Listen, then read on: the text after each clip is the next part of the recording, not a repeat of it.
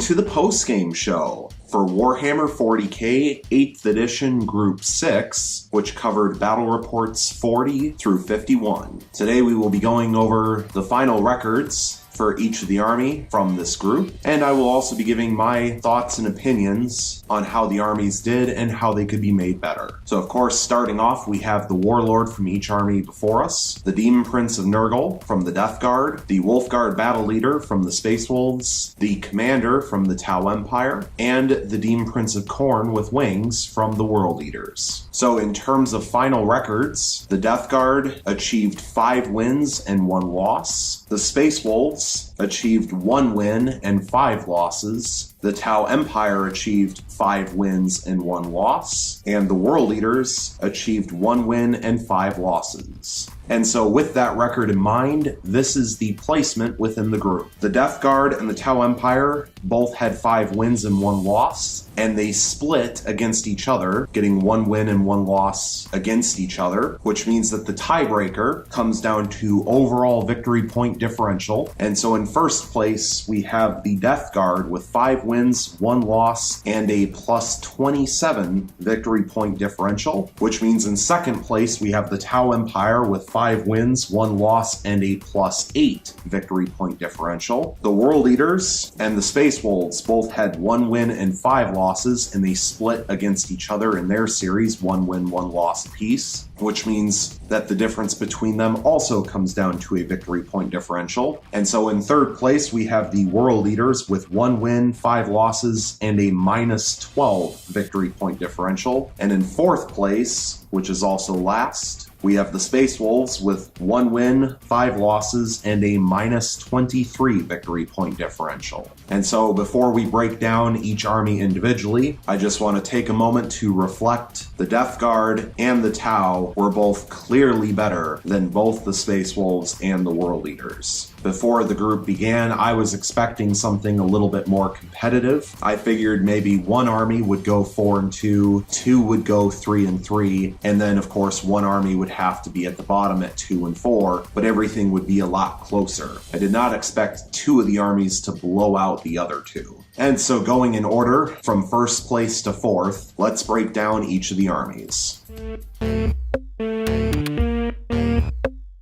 So the Death Guard had 5 wins total and 1 loss total. They also ended up with 82 victory points for and 55 victory points against after all 3 series, which led to their plus 27 victory point differential, which is why they are first place in the group. When we break down their series, Death Guard versus Space Wolves, they had 2 wins, 0 losses, 27 victory points for, 8 victory points against, for a plus 19 victory point differential. Death Guard versus Tau Empire, they had 1 win and 1 loss, 25 victory points for, and 24 victory points against, for only a plus 1 victory point differential. And Death Guard versus World Eaters, they had 2 wins, 0 losses, 30 victory points for, 23 victory points against, for a plus 7 victory point differential. So 2 of the series they swept, 1 of the series they split, but in all 3 series they ended up with a positive victory point differential, which is the main reason for why they ended up with such a high total victory point differential, which helped secure them first place within the group. Overall, as far as the army goes, I thought they did pretty well. The Land Raider in combination with the Demon Prince to allow rerolls of 1 worked very well for them. The Plague Marines and Poxwalkers did their job. The Lord of Contagion was surprisingly good, not only in close combat, but also being a tanky unit that was difficult to kill off, even if the Plague Surgeon wasn't nearby to give him reroll disgustingly resilient rolls of 1. However, talking about the Plague Surgeon, I have to say that the Plague Surgeon did not do much throughout this group. And in fact, that would be one of the changes I would make to this army, would be to not include the Plague Surgeon and possibly just bring an 8th Plague Marine for an extra body.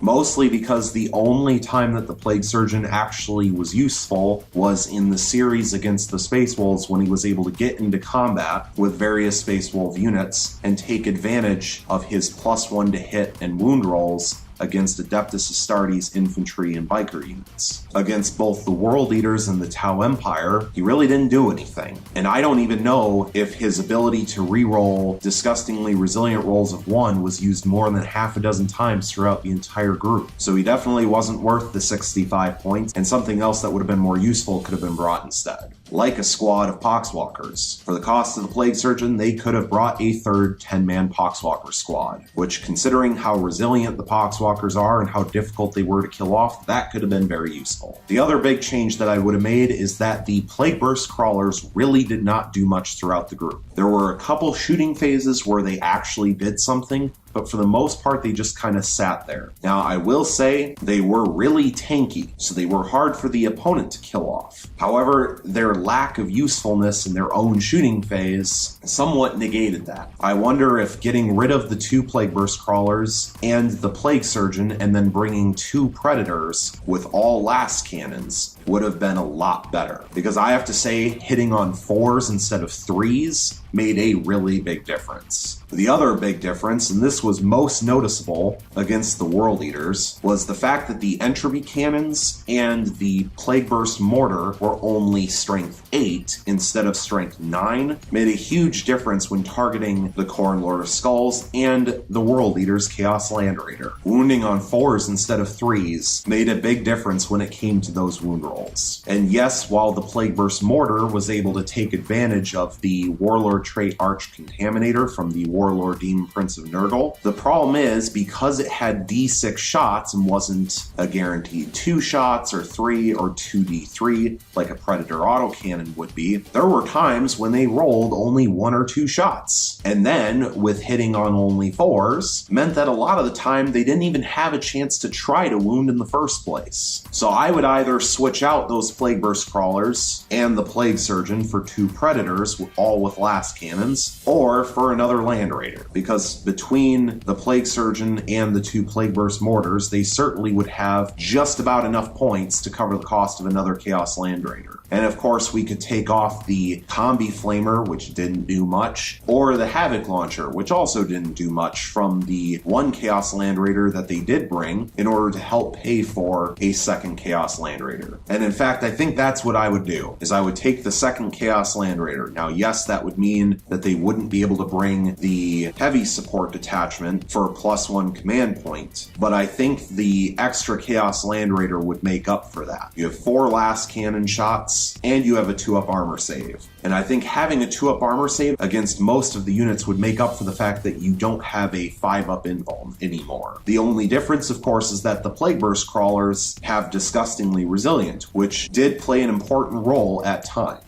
However, the fact that you gain an additional 4 wounds maybe makes up for it. But would it make up for losing both Plague Burst Crawlers? And that I'm not so sure about. But even with those complaints about this Death Guard army, they still went 5-1 and got first place. So take my complaints with a grain of salt, and please comment down below on what changes you would have made to this Death Guard army to make it better. Would Terminators inside the Land Raider have been a better choice than the Plague Marines? Would larger squads of Poxwalkers been more helpful? Leave your comments down below.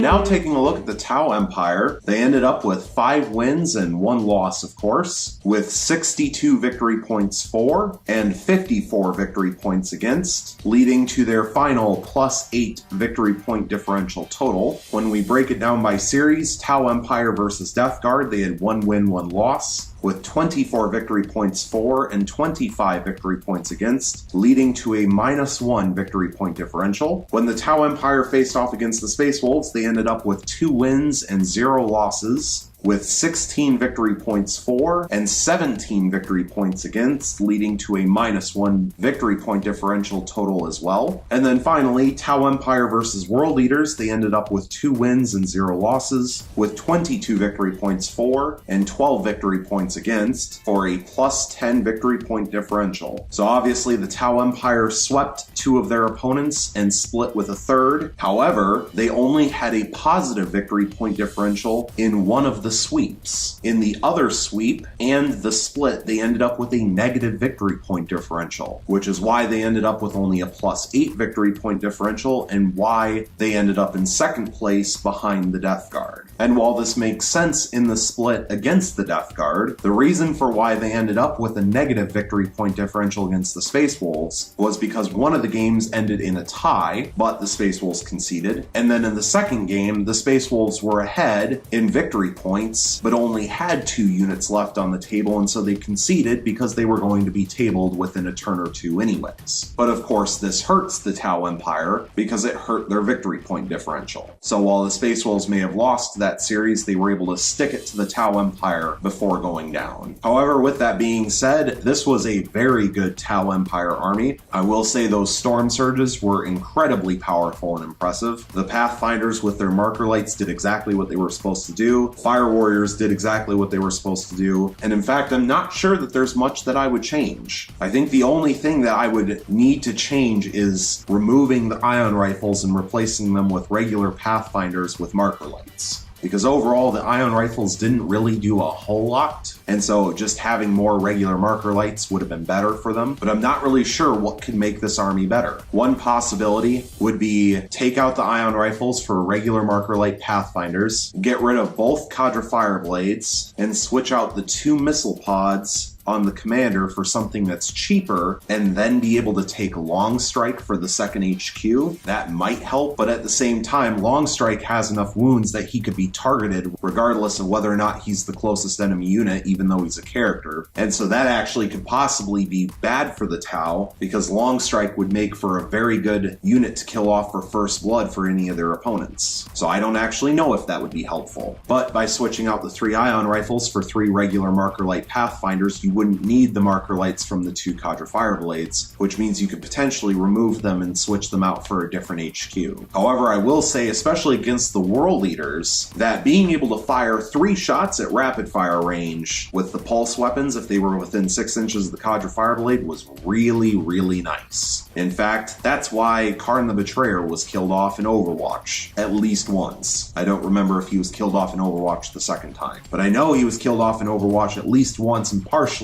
thanks to having 3 shots in Overwatch from some pulse rifles instead of only 2. So I don't know. Once again, I will ask the audience, leave your comments down below on what you possibly would have changed about this army to make it better. The third place World Eaters ended up with 1 win and 5 losses total, with 58 victory points for and 70 victory points against, which led to their -12 victory point differential total. When we break it down by series, the World Eaters versus the Death Guard, they had 0 wins, 2 losses, 23 victory points for and 30 victory points against for a -7 victory point differential. World Eaters versus Space Wolves resulted in 1 win, 1 loss, with 23 victory points for and 18 victory points against for a +5 victory point differential. And finally, World Eaters versus Tau Empire resulted in 0 wins and 2 losses, with 12 victory points for and 22 victory points against, which resulted in a -10 victory point differential. Overall, I will say that this World Eaters army was disappointing. The Khorne Lord of Skulls was not nearly as good as I thought it was going to be, although to be fair, against the Tau it never made it into combat, and against the Death Guard are extremely resilient, and so maybe the Khorne Lord of Skulls just had some unlucky rolls. But the World Eaters were disappointing even against the Space Wolves, who also ended up with a 1-5 record, and I am actually amazed that the Space Wolves got a win against the World Eaters, and we'll go more into the Space Wolves when we get to their army next. But this World Eaters army really did not do well. However, the bulk of the blame, I have to say, cannot be placed onto the Khorne Lord of Skulls, other than the fact that it's really expensive and potentially some other things could have been brought. But the bulk of the blame really needs to be placed on the Mutilators, who did pretty much nothing the entire group and were a complete waste of points. And I don't know if I'm ever going to bring Mutilators again in this edition.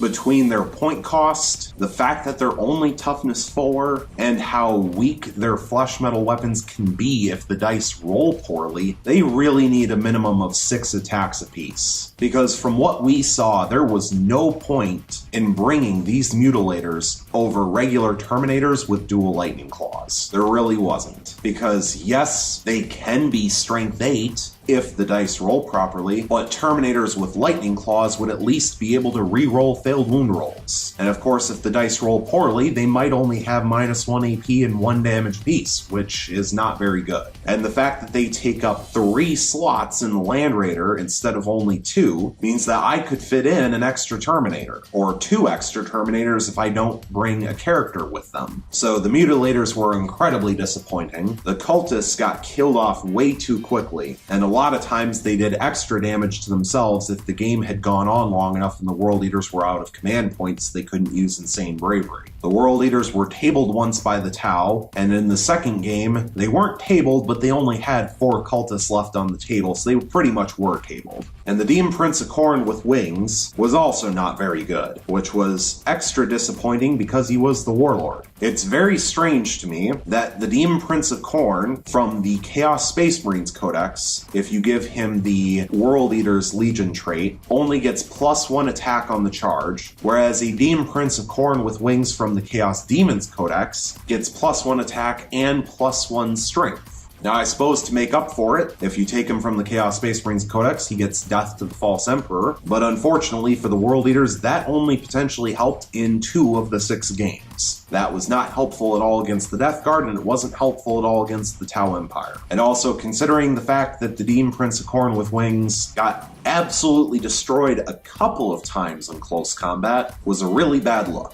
Karn the Betrayer was unfortunately killed off multiple times before he could really do anything, including at least once in Overwatch, which didn't help. And so I would say that this World Eaters army would need a complete overhaul in order to be made good. First and foremost, I think the cultists need to be taken out and replaced with squads of 5 Chaos Space Marines with some sort of heavy weapon, so that they can sit back and hold objectives but still have some range firepower to be able to help, because for the most part the cultists just kind of sat there. And they weren't even good at sitting there and holding objectives. They died way too quickly. Poxwalkers were at least really resilient. The cultists just died in droves. I think the only good thing from this army was the Chaos Land Raider, because Chaos Land Raiders always do well. Land Raiders in general always do well, or at least they seem to for me. The toughness 8 with the 2-up armor save is always difficult to get past, and having 4 last cannon shots always works well. And that in conjunction with the Demon Prince worked well. But the Demon Prince himself did not do well. The Khorne Lord of Skulls did meh, but for the amount of points that he cost, meh isn't good enough. So I don't know that I would bring the Khorne Lord of Skulls again. I'm pretty sure I won't bring the Mutilators again.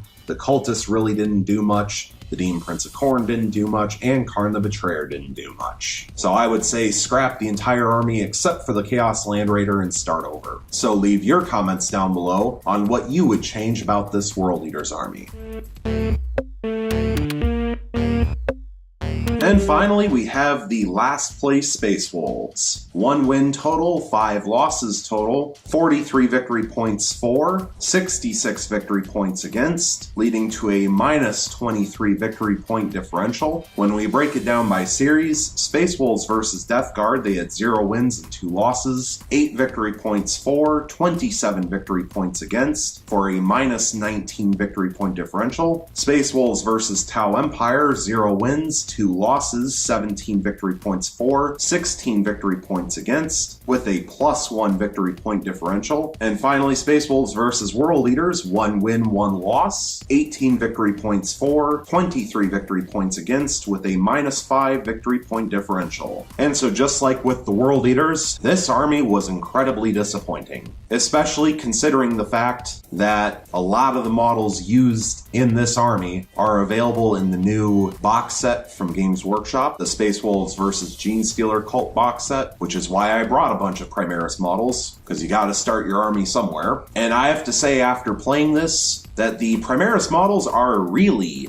really overrated. For being almost as expensive as Land Raiders, the Repulsors are nowhere near as good as a Land Raider, even though they're almost the same points cost. Having a 3-up armor versus a 2-up armor with no invuln makes a huge difference, especially when taking into account the Storm Surge with its pulse driver cannon and an advanced targeting system was just completely ignoring the armor save, so they didn't even give the repulsors a chance. They greatly underperformed. Also, the fact that they only have 10 slots to carry units and aggressors take up 2 of them, so you can't actually bring a nice full squad of 6 aggressors inside of one of the repulsors, is a huge detriment to me. I think the only bright spot in this entire army was that the 2 Primaris Wolf Priests were kinda tanky with their 4-up invulns, and that the Wolfguard Terminator pack leader was nice and tanky with his Storm Shield. But that's about it. The Flamestorm Gauntlets consistently underperformed in both shooting and melee. The Stalker Bolt Rifles were meh. The Grey Hunters did pretty much nothing for most of the game except for the Cyclone Missile Launcher on top of the Wolfguard Terminator pack leader, which was inconsistent at best. The Wolfguard Battle Leader didn't do a whole lot. Even when he provided reroll wound rolls of 1 to the repulsors, that still didn't make a huge difference. And just overall, it was a pretty bad army. I think one of the most frustrating things to me,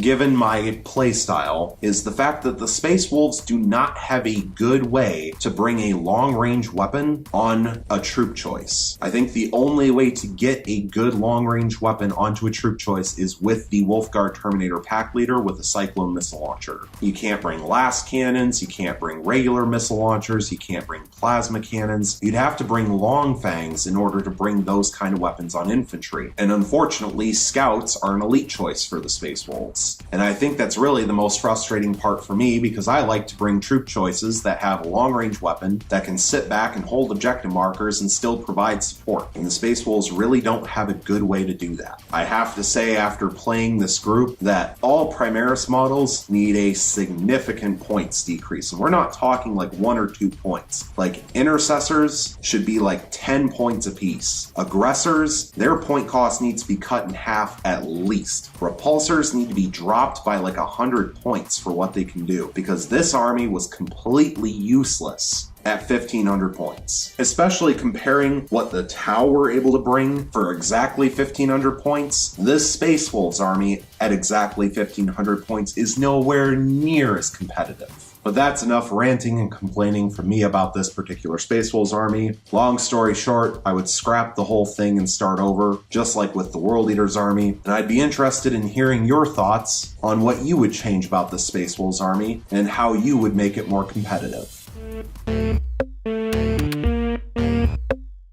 And so now that everything's been said and done, I can say I'm glad I found 2 competitive armies in the Tau Empire and the Death Guard. Some slight changes maybe need to be made to both of those armies, but I would be confident in bringing either of those 2 armies to an actual event and playing against other people. And of course, for a full breakdown of each of the armies with all of the war gear that they brought, please check out the pregame show, which was released at the beginning of the group. The link for the pregame show will be in the description down below. I will say overall, as a group, I thought that the format worked well. I was worried at the beginning of the group going from 3 games per series down to only 2 games per series would cause problems when it came to the final results, but it really didn't. We had 2 splits and 4 sweeps, and so we definitely did not need a 3rd game for most of the series. And in fact, I think having the couple of splits was good for the group. Although, to be completely fair, the Tau completely stole a game from the Death Guard. Not only was stealing the initiative, but then also the fact that the game continued on a dice roll past turn 5 and turn 6 and went into turn 7. Had the dice roll ended the game either at the end of turn 5 or turn 6, the Death Guard would have won their 2nd game against the Tau, and we'd have a 6-0 undefeated Death Guard army. So the Tau should thank their lucky stars that the dice rolled in their favor and allowed them to steal the initiative and then keep the game going, because they really, to be fair, should not have won that second game, and so we would have had 5 sweeps instead of only 4. But the dice rolled the way that they did, and so I can't really complain too much about that. And I think it provided an interesting game, so there's always that. So I would say this group was a good case for not going back to 3 games per series in the future. The only question is whether or not we needed 2 games per series in the first place, and whether or not we could have gotten away with just 1 game per series. Because looking at the record, had we only gone with the first game in each series, the record actually would have ended up the same in terms of placement. The Death Guard would have gotten first place at 3-0, the Tau would have gotten second place at 2-1, the World Eaters would have gotten third at 1-2, and the Space Wolves still would have gotten last place at 0-3. So placement within the group actually would not have been affected had we only done 1 game per series. And so that's something I might have to consider for the future, because I think if we take the record only going off of the first game of each series, I think we actually have a closer record to how the armies performed.